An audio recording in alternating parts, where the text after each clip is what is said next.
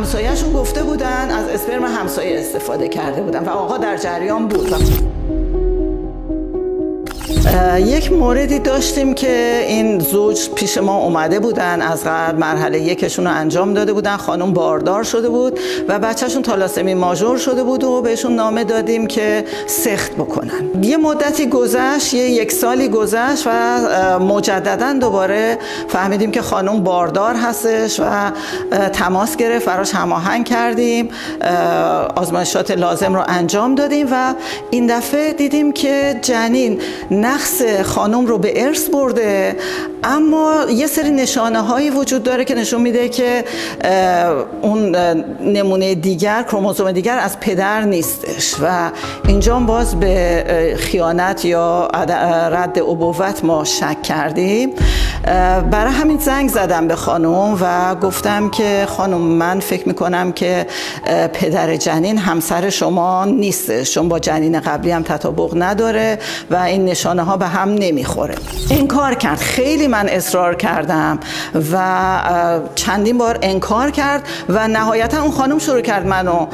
تهدید کردن که اگه زیادی من فشار بیاری به همسرم میگم، نه ما مطمئن هستیم و به همسرم میگم. گفتم خب به همسرت بگو، گوشی بده دست همسرت ببینم. بعد گفت باشه میدم، همون درجا گوشی رو داد به همسرش و گفتم ببین آقا این میگه که این بچه مال همسرم هستش و من یه تعهدی دارم و به هر حال باید چک بکنیم و فکر نمی کنم که این واقعیت داشته باشه. گفت نه حالا حرف نزن، الان ما سر زمین هستیم و اینجا اطراف ما زیاد هستم، من برای شما توضیح میدم میگم. یه ساعت دیگه زنگ بزن. یک ساعت دیگه زنگ زدم، گفتش که ببین این همسر من رفته یه مرکز ناباروری و اونجا بهش گفتن که شما دوتا مینور هستید و اصلا دیگه نمیتونید بچه سالم داشته باشید و همه بچه هاتون ماژور میشن و ایشون چون یه بچه ماژور هم داشت دیگه باورش شده بود و همسرش از قول اون مرکز ناباروری براش توضیح داده بود که گفته بودن که اگه میخوای بچت سالم بشه باید از اسپرم مرد دیگری استفاده بکنید و این خانم راه حلش رو پیدا کرده بود. حالا نمیدونم اینو بهانه کرده بود رفته بود این راه حل رو پیدا کرده بود یا نه. به همسایه‌شون گفته بودن از اسپرم همسایه استفاده کرده بودن و آقا در جریان بود و خودش موافقت کرده بود. حالا دیگه من اسمش رو گذاشتم آیوهای خانوادگی، نمیدونم دیگه جزئیات رو نپرسیدم که چیکار کردن و اسپرم گرفتن یا خانم واقعا رابطه نامشروع داشت و این رو بهانه کرد و غیره.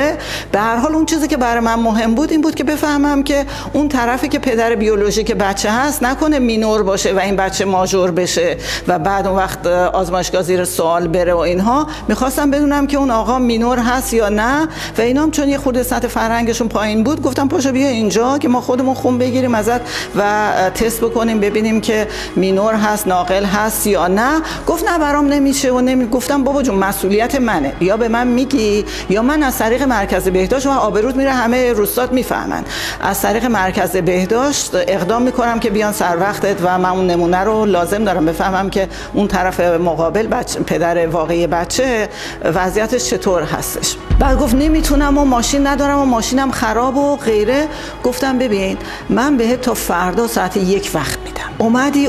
نیومدی زنگ میزنم. حالا میخوای با گاری بیای، میخوای پیاده بیا، میخوای سوار الاغ بشو بیا، هر جوری که میخوای بیا، پشت وانت میخوای بیای، هر جوری میخوای تا فردا ساعت 1 نیومدی زنگ میزنم به مرکز بهداشت. بنده خدا از یک استان دیگه هم بود و دیگه ما فکر کردیم که شاید نیاد دیگه، انقدر بیخیال کسی که انقدر داستان برای خودش درست میکنه و اینها. فردا ساعت 12 بین 12-12:30 دیدیم که 3 نفری اون زن و شوهر و پدر بیولوژیک بچه سوار موتور شدن، 3 تایی را افتادن اومدن آزمایشگاه و پدرم کاملا، یعنی شوهر این خانم هم کاملا راضی بود و از اون آقایی که پدر بیولوژیک بود ما خون گرفتیم، خوشبختانه سالم بود، مینور هم نبود و بعد جوابشون رو دادیم و بعد به آقا توضیح دادیم که بنده خدا 25%